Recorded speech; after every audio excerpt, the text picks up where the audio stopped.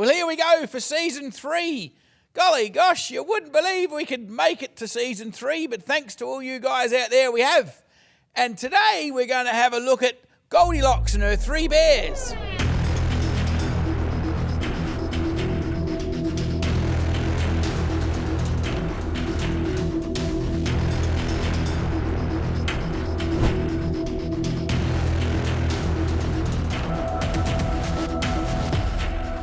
Of course, Goldilocks and her 3 bears, that's one heck of a rhyme to remember all of those details. So I'm just going to give you a quick run through of how it goes. There's 3 bears living in the forest, and they're having breakfast, and they've decided that their bloody porridge is too hot to eat.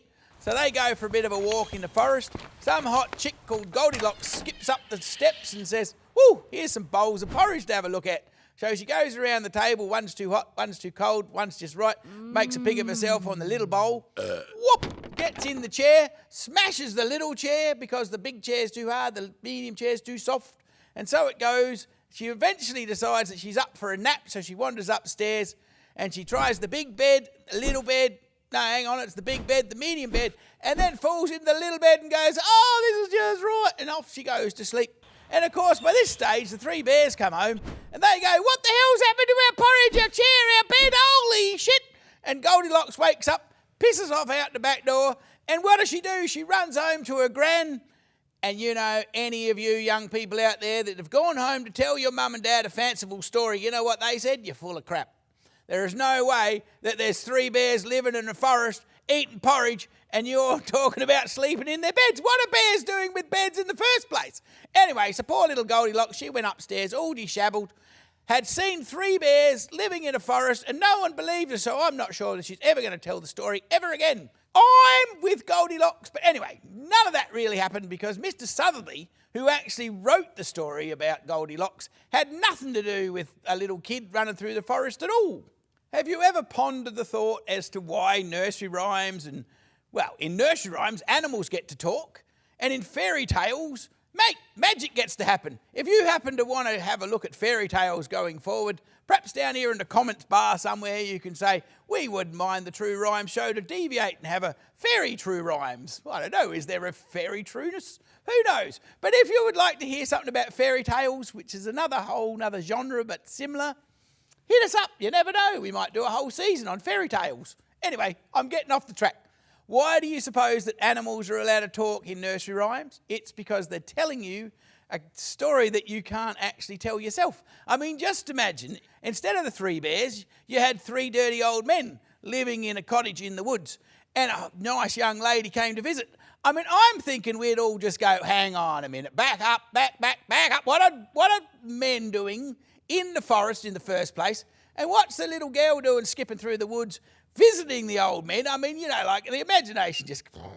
But if you've got bears, nobody even stops to think, why are the bears talking? Because, you know, what the hell are the bears doing eating porridge at a table, for goodness sakes? What are they doing sleeping in beds? I mean, all of that is just ridiculous, but we don't go to worrying about that, do we? Because we're happy to expense, because bears live in the forest.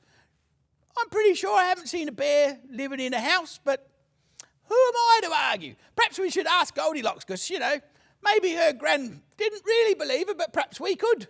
So apparently, back before Goldilocks was a sweet little child, as I've said, she was an old woman in the original Sotheby telling of the tale. And the bears were still bears at least, but they weren't a family of bears. They were a big bear, a medium-sized bear, and a small bear. And I really have no clue as to why the bears were involved in the story, but it makes sense because bears are in rhymes, and what better than a bear to bring in some fear to the story? Apparently the story goes, the original idea that the witch was caught, because the old lady, she was interpreted as a witch. The bears come home and they grab her, well, they wake her up from the little bear's bed for a start, and they drag her out down into the parlour and they try to shove her on the fire. But the old hag, she doesn't burn, because of course she's a witch. So they take her out and they throw her in a pond. It doesn't actually say whether they throw a rock onto her leg or not, but anyway, of course everybody knows that witches can't drown because, what is it? Witches are the same weight as a duck or something or other. I don't know, that's a whole Monty Python saga. The bears are very upset by the time they get to this point because they can't burn her and they can't drown her.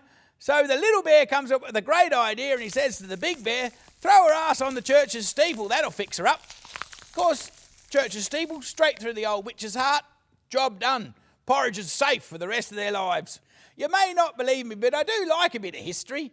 And the interesting thing that I think is overlooked when it comes to rhymes and stories from our past, I mean, these people were writing about a lesson of life and how do you tell that lesson? Some of these stories are like thousands of years old. I mean, we started off with a little old lady, debatable, but I think she was a witch. We ended up with a young girl who was telling the same story. I'd be rather interested to find out. I'm not going to be here to see the result of this, but in 300 years' time, I wonder if it'll be a robot running through the forest.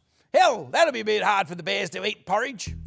Well done, you've made it to the end of another episode of True Rhymes. If you've enjoyed yourself, well, hell, even if you haven't enjoyed yourself, you're still here. So don't forget to click, like, subscribe, share. Heck, throw a few bucks in the Patreon support button down here somewhere. You know what we could do with your help?